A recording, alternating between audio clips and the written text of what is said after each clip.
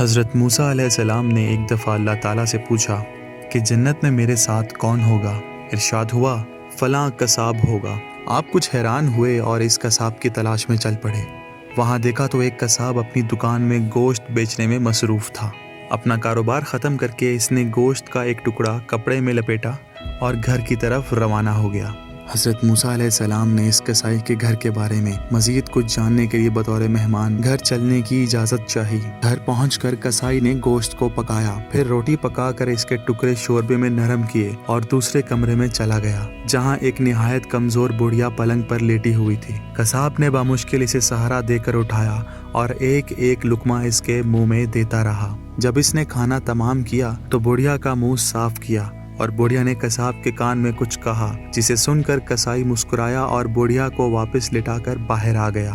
حضرت موسیٰ علیہ السلام جو یہ سب کچھ دیکھ رہے تھے، آپ نے قصاب سے پوچھا یہ عورت کون ہے اور اس نے تیرے کان میں کیا کہا جس پر تو مسکرا دیا؟ قصاب بولا اے اجنبی، یہ عورت میری ماں ہے۔ گھر آنے کے بعد میں سب سے پہلے اس کے کام کرتا ہوں۔ یہ روز خوش ہو کر مجھے دعا دیتی ہے کہ اللہ تجھے جنت میں حضرت موسیٰ علیہ السلام کے ساتھ رکھے، جس پر میں مسکرا دیتا ہوں بھلا میں کہاں اور موسیٰ کلیم اللہ کہاں؟